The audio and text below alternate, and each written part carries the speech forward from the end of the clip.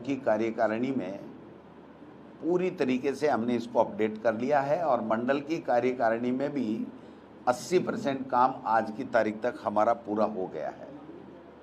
हमारा बीएलए का जो काम है उसमें बीएलए हमने काफ़ी जगह बना लिए, करीब 72 विधानसभा क्षेत्रों में। बट चुनाव आयोग ने अभी 4 दिन पहले उसमें संशोधन किया कि पहले फ़ोटो नहीं मांग रहे थे, अब फ़ोटो मांग रहे हैं। तो हम ये चाहते हैं कि पूरी तरीके से जो फ़ोटो और मोबाइल नंबर का उसमें कॉलम नहीं था और अभी 4 दिन पहले ही उन्होंने अपडेट किया है, तो हमने उसको दोबारा लगा दिया है। और हमारा ऐसा मानना है कि हम 28 तारीख पहले तमाम 200 विधानसभा क्षेत्रों के बीएलए हम लोग चुनाव आयोग को भिजवा देंगे और मंडल की पूरी कार्यकारिणी। अभी हमने नगर कांग्रेस कमेटी हमारी पहले केवल 80 जगह बनी हुई थी, जो कोई इंटरेस्टेड था उसने बना ली, नहीं बनाई। लेकिन नए तरीके से हमने ये तय किया है कि 246 नगर पालिकाएँ जहाँ पर ब्लॉक का अकेला अगर कोई ब्लॉक है शहर का, तो वहाँ हमने अलग से नगर नहीं बनाया, ब्लॉक कांग्रेस कमेटी बनाई है और नीचे वार्ड कांग्रेस कमेटी है। लेकिन अगर ब्लॉक के अंदर शहर भी है और ग्रामीण भी है, तो अंदर शहर भी है और ग्रामीण भी है, तो उस नगर पालिका के क्षेत्र में, चाहे वो नगर पालिका हो चाहे वो नगर परिषद हो, उसमें हमने नगर कांग्रेस कमेटी बनाया। वो 246 है। तकरीबन आधे से ज़्यादा हमने वहाँ के नगर अध्यक्ष बना दिए हैं और उनकी कार्यकारिणी के लिए आज से हमने एक अभियान चालू किया है कि सारे के सारे जयपुर मंडल के तमाम प्रदेश कांग्रेस कमेटी के जो हमारे ऑब्जर्वर थे, उन्होंने अपनी अपनी रिपोर्टें प्रस्तुत की हैं और इनको अब नई बनाई हैं। उसमें नगर की कार्यकारिणी 30 लोगों की, एक नगर अध्यक्ष और 30 की कार्यकारिणी हम लोग बनाएंगे। और ये कार्य भी हम इससे 28 तारीख से पूरा हम चाहते हैं कि करें। फिर भी छोटी मोटी कोई बात रहती है तो हम लोग पार्टी हाईकमान से बात करके और करेंगे। लेकिन मेरा कहना यह है कि हम एक माइनॉरिटी, एक ब्लॉक, मंडल, हमारा बूथ, हमारा नगर कांग्रेस कैसे काम कर रहा है, कौन विधायक प्रत्याशी कौन उन मीटिंगों में कितना पार्टिसिपेट कर रहा है, ये सारी चीज़ें हम लोग हमारी प्रदेश कांग्रेस कमेटी में अपडेट कर रहे हैं।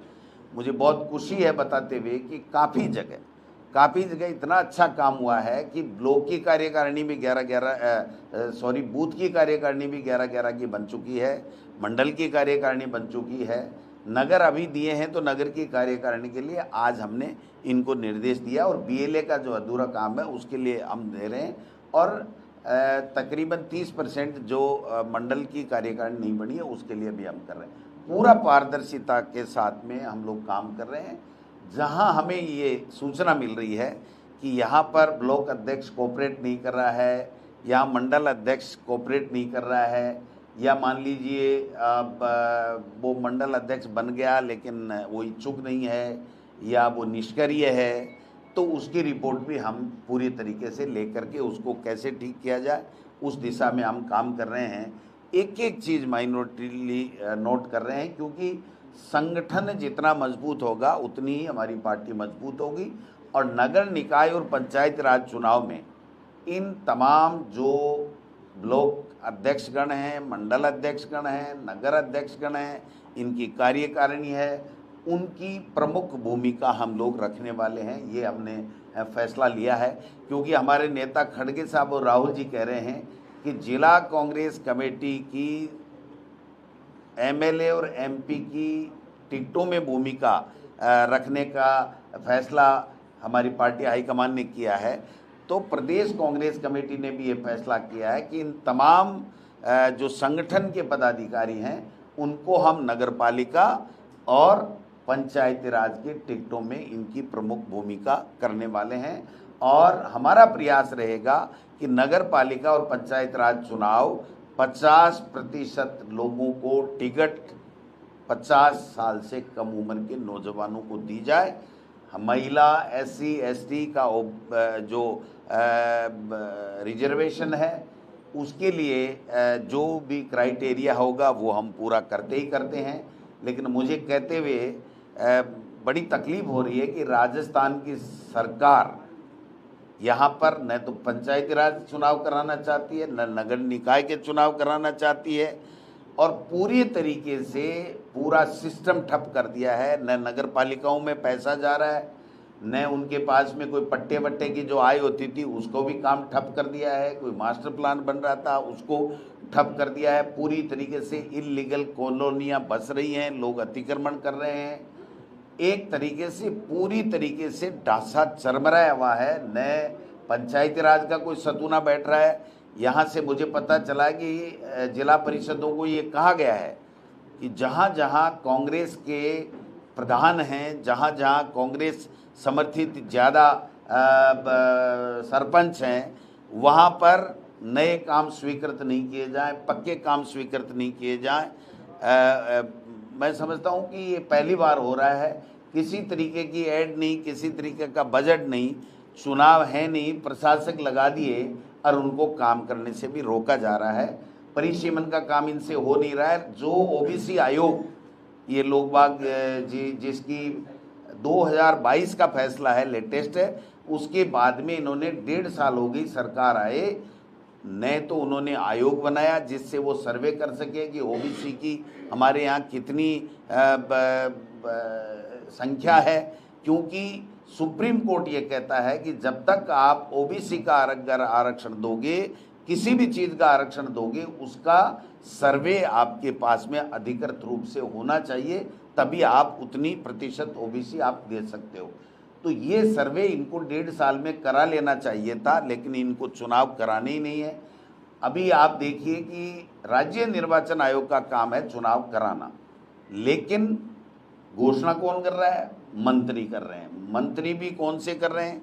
खर्रा साहब कह रहे हैं हम इतने नवंबर से इतने नवंबर के बीच में, दिसंबर के बीच में चुनाव कराते। वो होते कौन है चुनाव की घोषणा करने वाले?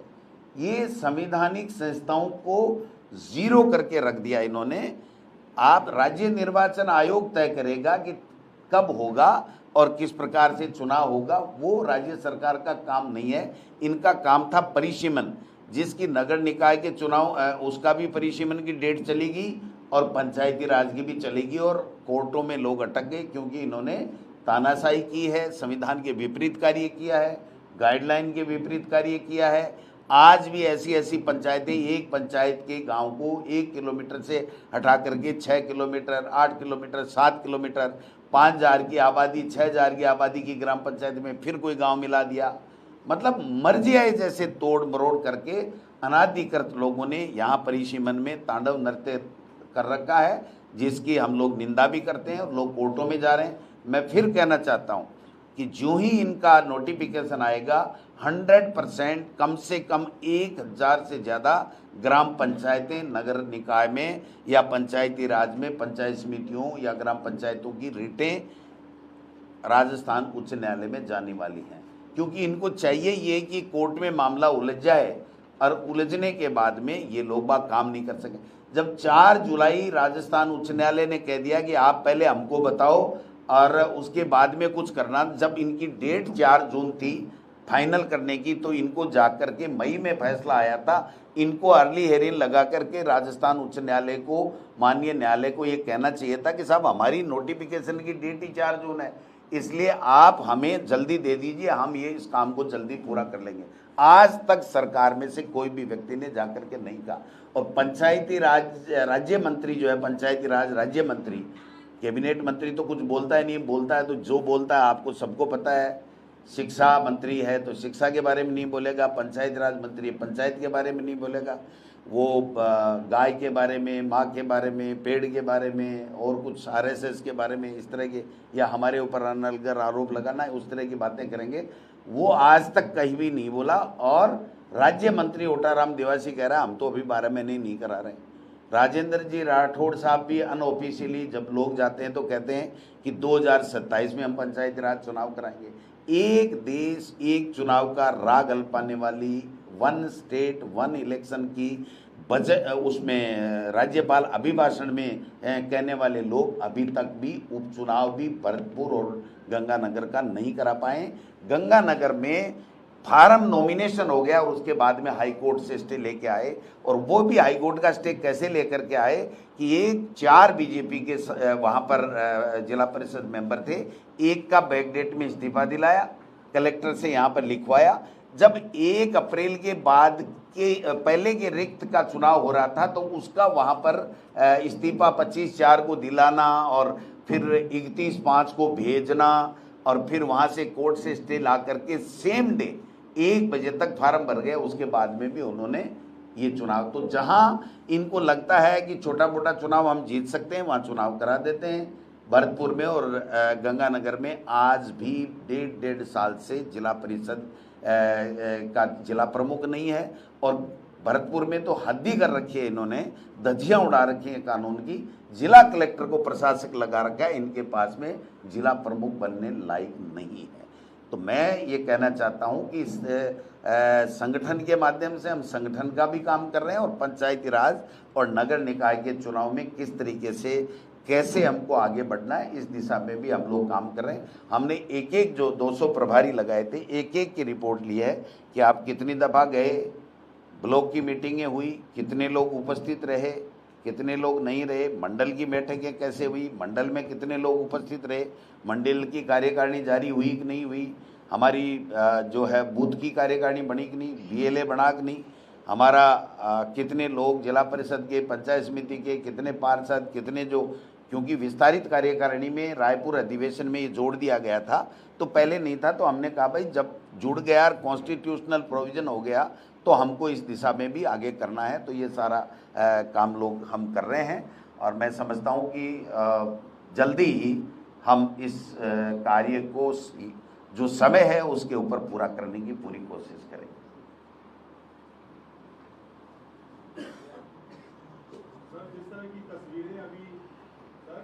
जी,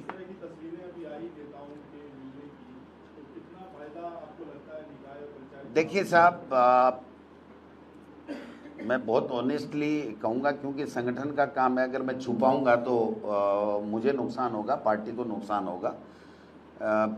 जिले में एक दो जगह ऐसी आ रही हैं कि वहाँ पर लीडर या लोग एक्टिव कम हैं, तो मैं साथ साथ जहाँ जो एक्टिव कम हैं उनसे रिक्वेस्ट कर रहा हूँ पर्सनली टेलीफोन कर करके कि भाई आपके मंडल की कार्यकारिणी नहीं बनी है या आपके मंडल की नहीं बनी है और आपके ब्लॉक अध्यक्ष थोड़ा सा कम रिस्पॉन्स कर रहे हैं, तो आप बताइए। अगर वो संगठन में काम करने के इच्छुक नहीं है तो हम पार्टी हाईकमान से बात करके उनको चेंज करते हैं, नहीं तो इनको एक्टिव कीजिए।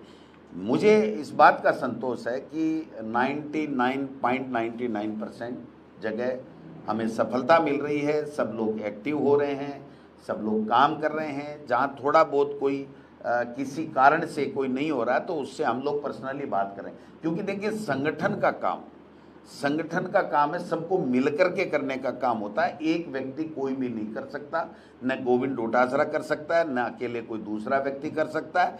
इसलिए सबकी सहभागिता जरूरी है, और जहाँ जहाँ सहभागिता मिल रही है हम उसमें और तेज गति से आगे बढ़ रहे हैं। जहाँ थोड़ी बहुत हमें कमजोरी मिल रही है वहाँ पर हम रिक्वेस्ट कर करके आगे बढ़ा रहे हैं, और आवश्यकता हुई तो हम लोग उन लोगों को एक बार बुला करके अलग से बात भी कर लेंगे कि भाई यहाँ पर संगठन थोड़ा सा कमजोर, क्योंकि जहाँ हमारे MLA नहीं हैं, 3 बार हार गए, 4 बार हार गए, या हमने कैंडिडेट चेंज कर दिया, ब्लॉक अध्यक्ष पहले के हैं, तो इस तरीके की कई जगह जो हैं वो वास्तव में है टिपिकल है, लेकिन वो संख्या बहुत कम है। हम बहुत अच्छी संख्या में हैं, और हम चाहते हैं कि कांग्रेस राजस्थान में एक मॉडल पेश करे जो पूरे हिंदुस्तान में उसकी ये हो कि साहब संगठन का काम राजस्थान में बहुत अच्छा हो रहा है। ये हम प्रयास कर रहे हैं। बाकी तो नंबर देना पार्टी आला कमान का, आपके मीडिया का, हमारे कार्यकर्ताओं का, उनका काम है, लेकिन हम प्रयास कर रहे हैं। हमारे प्रयास में कोई कमी नहीं है, और हमें प्रयास में पूरा सपोर्ट मिल रहा है। तमाम बड़े लीडर, छोटे leader, MLA candidate, MP candidate, सबसे चर्चा करके सबको सामंजस्य से बैठा करके हम संगठन का निर्माण कर रहे हैं। ये हमारे लिए बहुत अच्छी बात है। डोटासरा जी, गहलोत साहब का एक बयान सामने आया है 11 जून को, जिसमें उन्होंने कहा है कि पायलट और मैं कभी दूर थे ही नहीं। तो जो कुछ कहा गया उनकी तरफ, क्या वो मीडिया ने गलत समझा? तो आप 73 साल के इतने सीनियर व्यक्ति को, जो 3 बार केंद्र में मंत्री भी रह गए, 5 बार एमपी रह गए, यहाँ 3 बार सीएम रह गए, तो उनके बयान का खंडन क्यों करना चाहते हैं आप? मान लीजिए, मान लीजिए ना आप, उनके बात के ऊपर, उनके किसी कथन के ऊपर मेरी टिप्पणी मैं समझता हूँ कि ठीक नहीं है। जो उन्होंने कहा है बहुत सोच समझ के कहा है, तो निश्चित रूप से राजस्थान की कांग्रेस में कोई दड़े नहीं है, कोई मनमुटाव नहीं है, साथ बैठ करके कांग्रेस के संगठन का काम कर रहे हैं। और मैं तो मेरी कह सकता हूं कि मुझे 100% सब लोगों का कोऑपरेशन मिल रहा है। दोनों नेताओं की जो मुलाकात हुई थी उस पर बीजेपी ने कमेंट किया है। बीजेपी की तरफ से कहा गया है कि ये बड़े तूफान से पहले की शांति है। बीजेपी है कौन? आज प्रेस कॉन्फ्रेंस कौन है बीजेपी में? किसने की है? राजेंद्र जी राठौड़ तो देखो अभी भूमिगत हैं, वो तो परिसीमन में तोड़ फोड़ में लगे हुए हैं, रिजल्ट क्या आता देखते हैं। लेकिन मदन राठौड़ जी को तो मानता ही नहीं है कोई बीजेपी में। आप बताओ कोई मानता है? अगर मानता तो आरएस मेंस की भर्ती को निरस्त कराने के लिए, वो एग्जाम को निरस्त कराने के लिए आके कह गए मेरी सब जगह बात हो गई, ऊपर हो गई, नीचे हो गई, और वो कल एग्जाम हो रही है। तो बीजेपी के प्रदेश अध्यक्ष की जिस पार्टी में ये हालत हो, और मुख्यमंत्री जिसके लिए उनके मंत्री कहते हैं कि मुख्यमंत्री जी ने कहा कि हम निरस्त करा देंगे, तो फिर ये बीच में तीसरी चीज आ कौन रही है? इसका मतलब जो हम कह रहे हैं कि न मुख्यमंत्री की चलती है, न प्रदेश अध्यक्ष की चलती है। बीजेपी में पर्ची से काम होते हैं या खर्ची से काम होते हैं, तो ब्यूरोक्रेट्स भी लगे हुए हैं, और दिल्ली से पर्चियाँ आती हैं वो लोग भी लगे हुए हैं, दिल्ली के लोग भी लगे हुए हैं। बाकी यहाँ पर तो मुझे तो लगता नहीं। किरोड़ी लाल मीणा साहब भी कह रहे हैं, मैंने भी कह दिया, 2 उप मुख्यमंत्री कह रहे हैं, 40 विधायक कह रहे हैं, और रिजल्ट 0 आ रहा है। तो आप समझ सकते हो कि किस बीजेपी की बात कर रहे हैं। वो उनको अधिकार ही क्या है हमारी पार्टी के बारे में टिप्पणी करने का? वो तो अपनी देखें, और राज में वो हैं, जवाबदेही उनकी बनती है कि आपका ये जो कुशासन है, आपके जो माफिया हावी है, आपका ब्यूरोक्रेट्स हावी है, आपसे आईएएस की लिस्ट निकलती नहीं, आरएएस की लिस्ट आपके ट्रांसफर की निकलती नहीं, बैन होते नहीं, मंत्रिमंडल विस्तार होती नहीं, पर्चियां बदलने की रोजाना अफवाहें आती हैं या सही आती हैं, रोजाना न्यूज़ें दिल्ली से आती रहती हैं। तो उसको संभालो ना। प्रदेश का लोग पानी के लिए, बिजली के लिए, बेरोजगार नौकरी के लिए तड़प रहा है, और आप लोग इधर उधर की बातें करके अपना समय व्यर्थ कर रहे हो और दूसरे पे टिक्का टिप्पणी कर रहे हो, ये ठीक नहीं।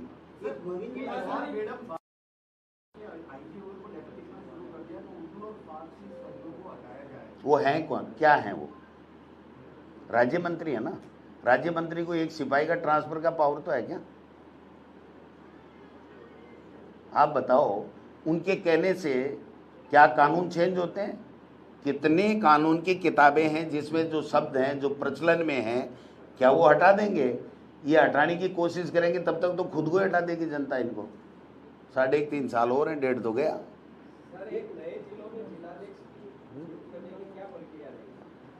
देखिए, हम जल्दी प्रयास कर रहे हैं कि जो नए जिले बने हैं उसमें जिलाध्यक्ष बने और संगठन को अलग से उसको मजबूती मिले।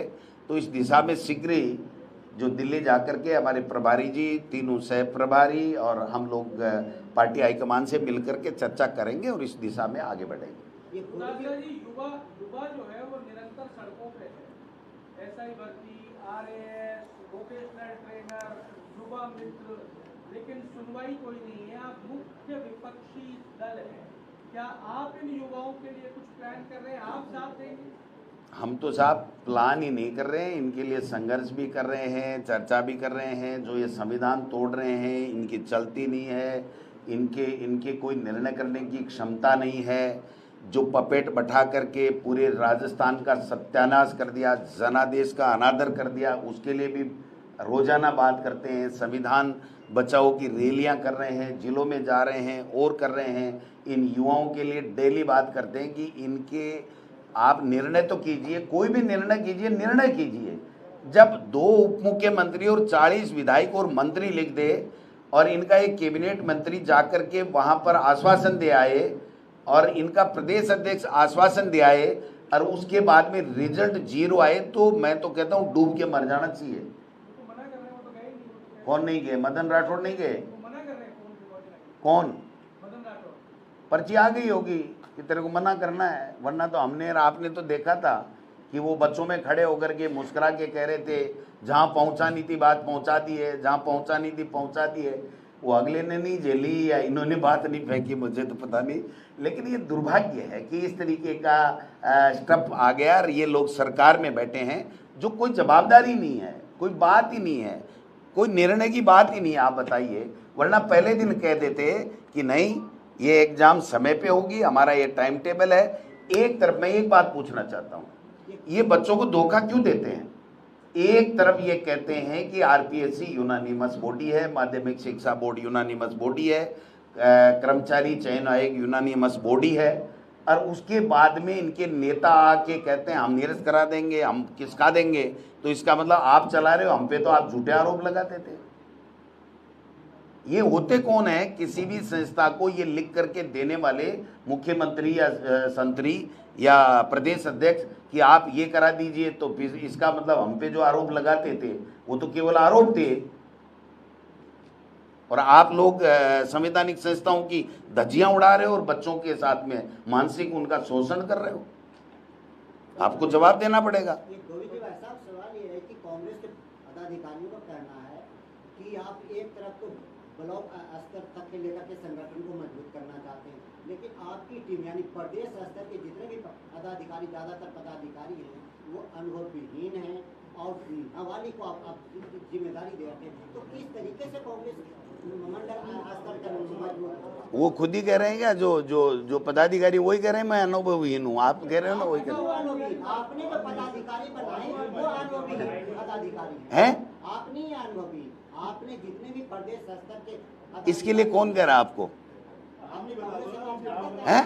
कांग्रेस के कार्यकर्ता करें, मैं थोड़ी नहीं नहीं नहीं नहीं, आपको गलत मिला, कोई बीजेपी का आदमी मिल गया और वो कांग्रेस का बन करके बरगलाना चाहता है। ये जो गुजरात मॉडल की तर्ज पर और मध्य प्रदेश मॉडल की तर्ज पर जो संगठित सर्जन अभियान चल रहा है, क्या आने वाले दिनों में राजस्थान में भी नए सिरे से पूरी कवायद होगी या आपकी कार्यकारिणी? ये निर्णय पार्टी हाईकमान लेता है कि किस स्टेट में किस तरीके से हमें संगठन को मजबूती देनी है। हमें जो काम दिया गया वो हम बखूबी पूरा सबके साथ लेकर के कर रहे हैं। बाकी पार्टी हाईकमान का निर्णय, जो निर्णय लेगी उस निर्णय के मुताबिक पालना करेंगे हम लोग।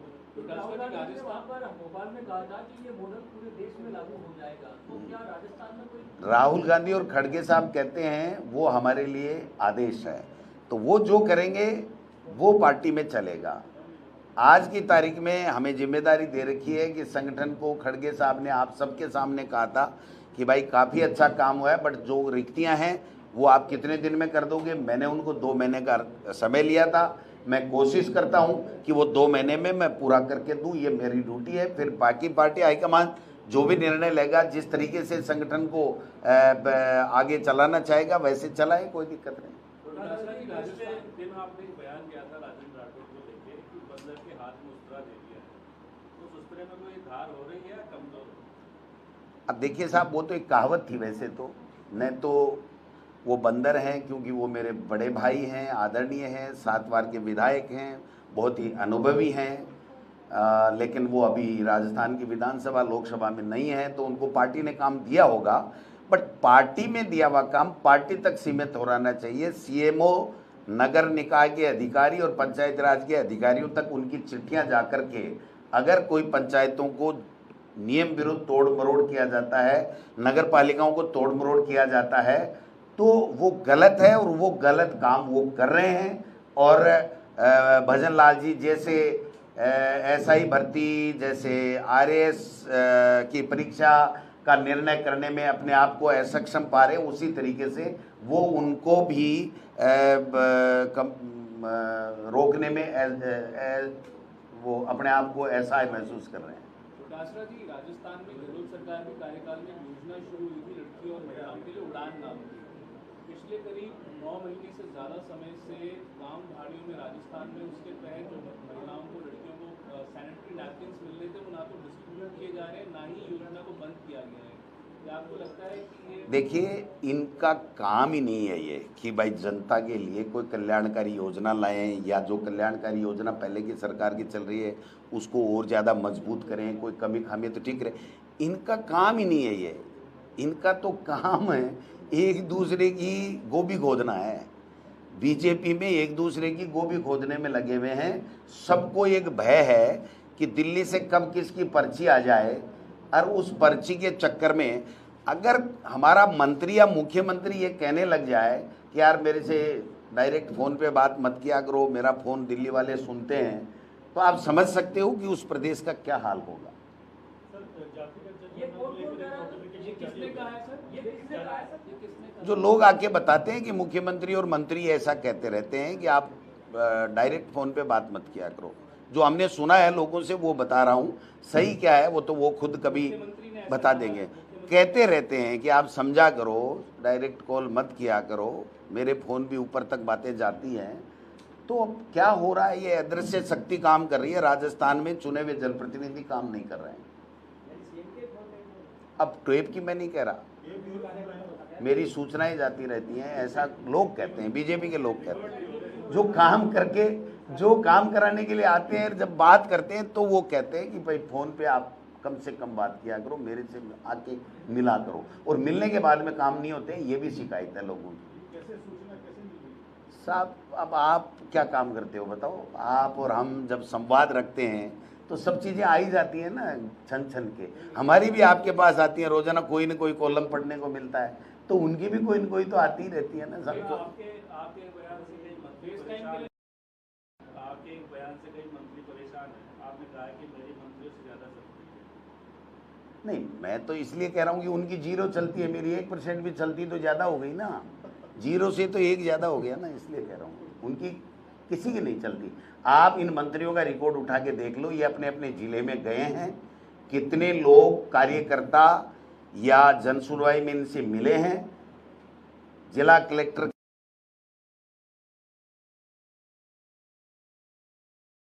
जो नहीं रखता, तो ये जाते हैं कलेक्टर के पास बैठते हैं, वो फोटो खिंचाते हैं, वहां से थूक मुट्ठी में बैठ गाड़ी में आ जाते हैं।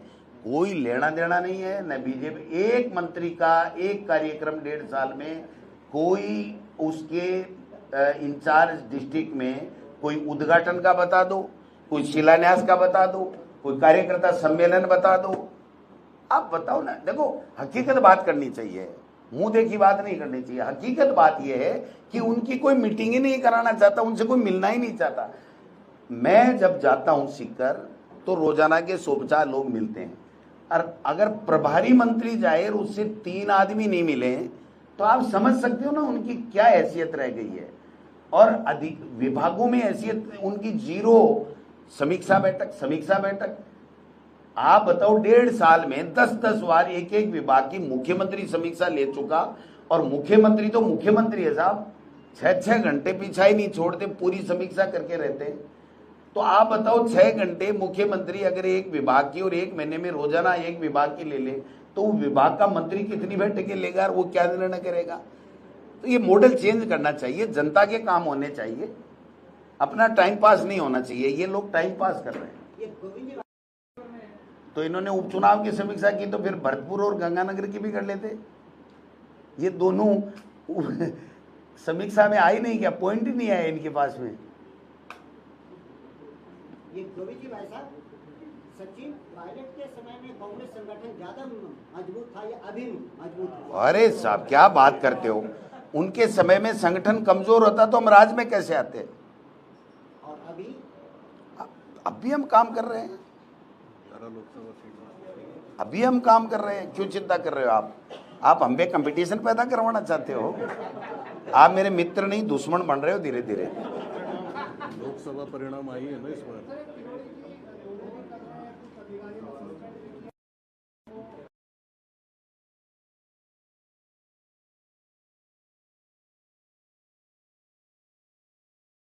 चाहता, लेकिन किसान को क्या सही असली खाद बीज समय पे उचित रेट पर मिल रहा है कि नहीं मिल रहा है। अधिकारी सस्पेंड हो गए वो तो छोड़िए, लेकिन किन किन पे छापा मारा और कितना बीज और कितना खाद नकली बिक गया उन फैक्ट्रियों से, और वो कितने किसानों के पास में चला गया और कितने किसानों ने उसका उपयोग कर लिया, उनका क्या होगा। जिनको ये कह रहे हैं कि नकली खाद है, उस फैक्ट्री से कितना माल गया और कहां कहां गया, वो उपयोग में हुआ या नहीं हुआ, उसको डिस्ट्रॉय किया या नहीं किया नकली को, ये बात सामने आनी चाहिए।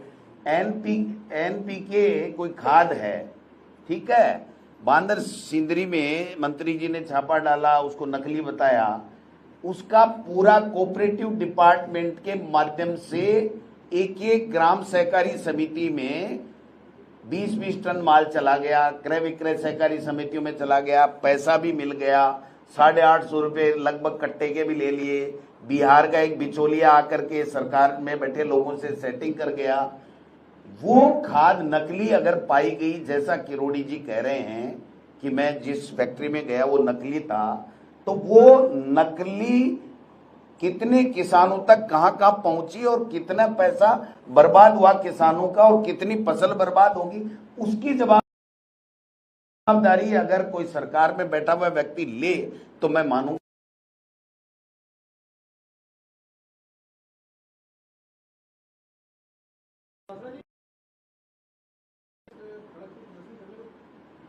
मैं तो युवा ही हूं, इसलिए मैं संघर्ष कर ही रहा हूं। युवाओं के लेके ही तो संघर्ष कर रहे हैं, और क्या है। युवा, किसान, महिला, बिजली, पानी, नौकरी, सबके लिए संघर्ष कर रहे हैं। विपक्ष का काम ही संघर्ष करना है, राज थोड़ी है हमारे पास में, हमारा तो संघर्ष ही है। और उसमें कोई कमी लग रही है तो आप सुझाव दीजिए, हम और उसको तेज गति से आगे बढ़ाएंगे। थैंक यू, नमस्कार। क्या बताओ, क्या जातिगत में? हाँ हो गया तो क्या